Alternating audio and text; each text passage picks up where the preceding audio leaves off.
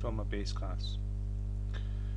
Abstract class has methods in it which do not have any implementation or only have partial implementation, in the sense that you've got code inside a method, and that code will, like, a method does a job. You put something in, or you don't put something in, but it does something and returns something, or processes something, it does something. That's what a method is for, and it's a method of doing it.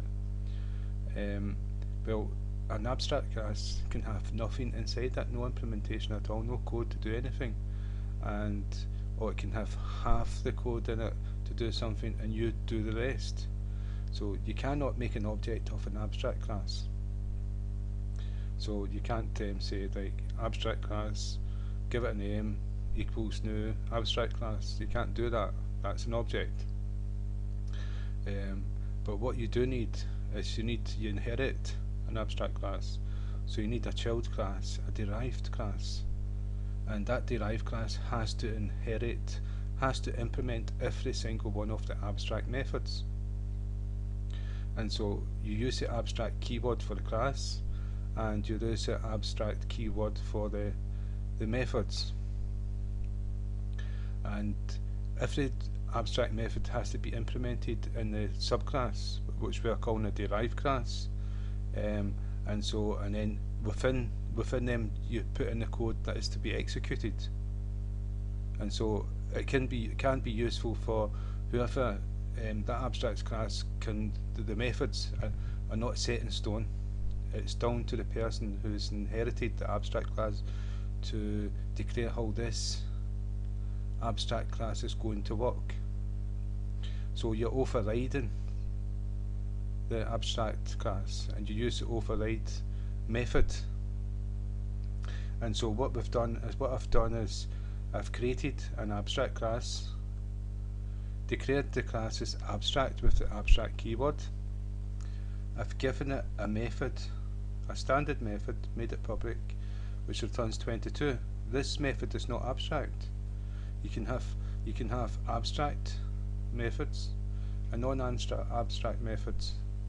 And then I declared an abstract method. Now I made it internal, so it's internal within the derived class, the child class of the base class. So it's within, internal is going to be within this one here, this class, which inherits abstract class. So that's why I used internal. And then abstract, because it's abstract, it's going to return a string, so it wasn't void, it wasn't integer, it was string, and then the name of the class. But if you notice, let's see, what have I done there? String. Sometimes the artificial intelligence in these programs can be too clever.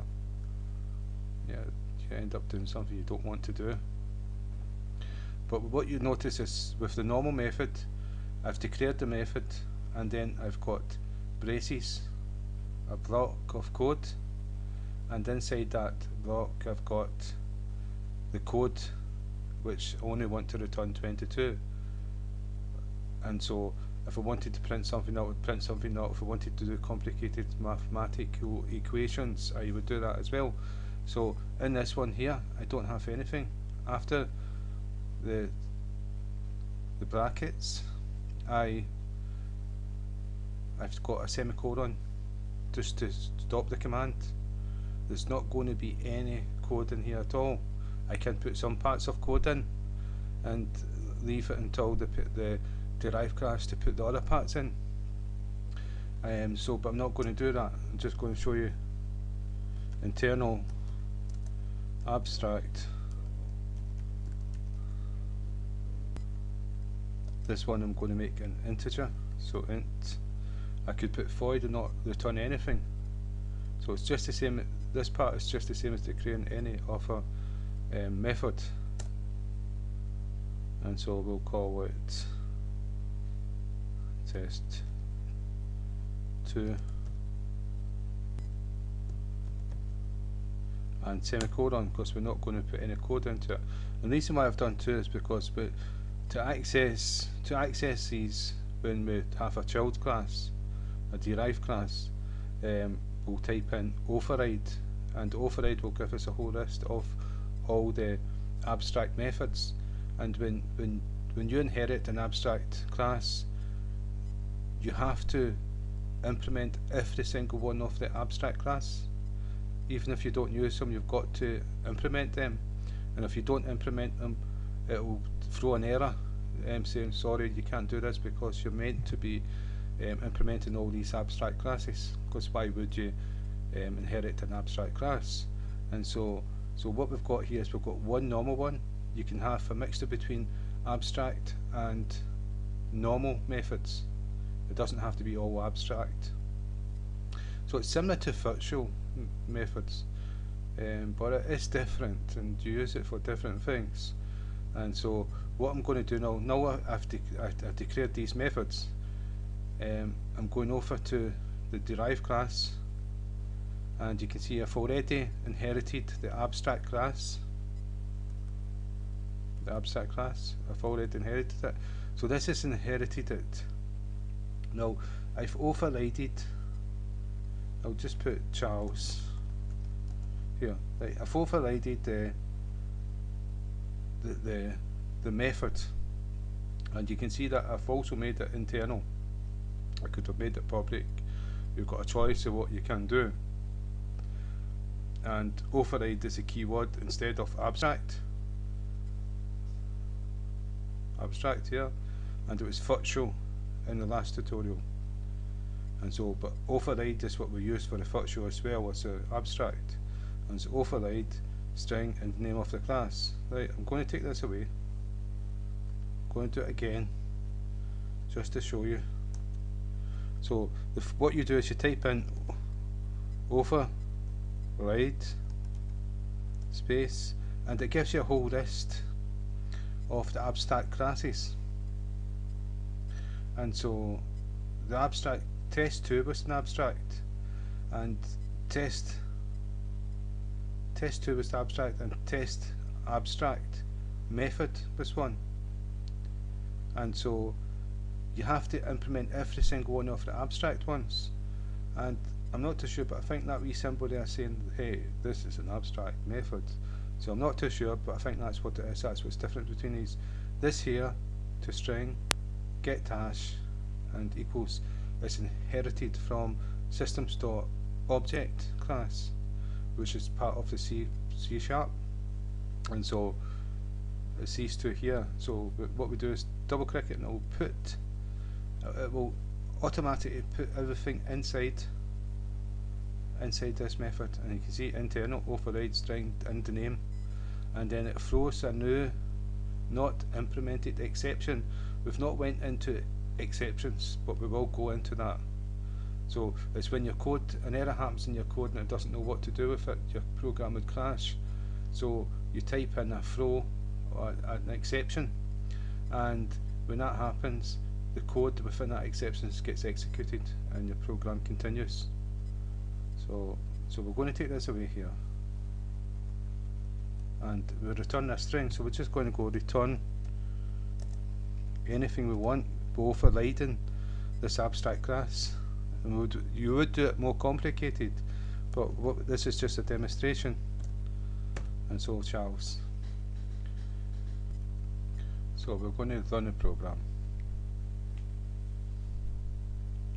There's an error. Yeah, and so the reason why it's an error is because we only implemented one of those two of abstract methods, and the rules are with abstract classes, to inherit it, you've got to implement every single one of the abstract methods. Even if you don't use them, you've still got to put them in the subclass. And so if we go down and we do override again, space, what you'll notice is the first time test abstract method what's on this wrist, and now it's gone. And the reason why it's gone is because you've used it, and so you don't have to use it again. So it's only the ones that's going to appear here is the ones that you have not implemented, because you have to implement them. And so this is the next one. You see the V square box, and so this is the next one. And again, it gives you the throw exception, and I'm going to just take that away, delete, and no code in it at all, and see what happens. Oh, it's got to have a return, so you can't just put no code in it, it's got to have a return. It's return int. So what I was going to show you I can't do. If it was void, I could have no code at all inside this method, and because I've implemented it, and that's the way I want to implement it, it would have compiled the code with no problems. Now, if I run that, it will accept it.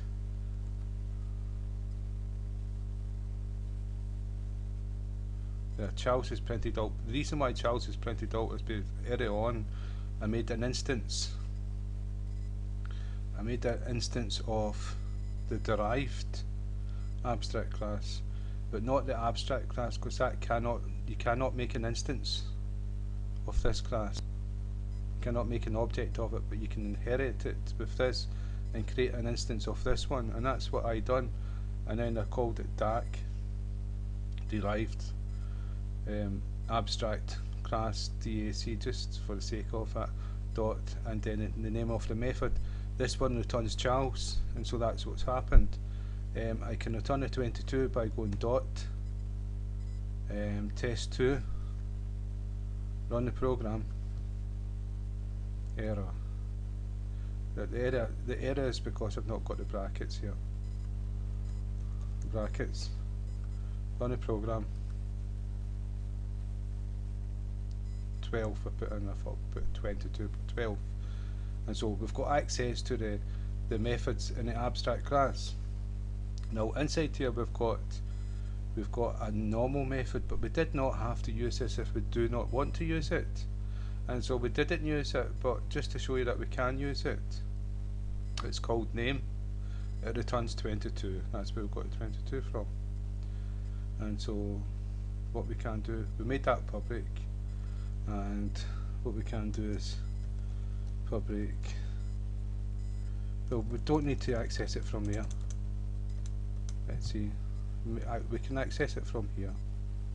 So because it's a normal method, we didn't have to implement it.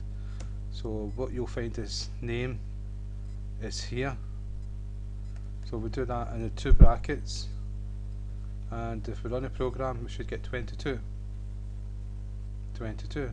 So that's a normal method, and so we've run it that way, and so that's abstract classes.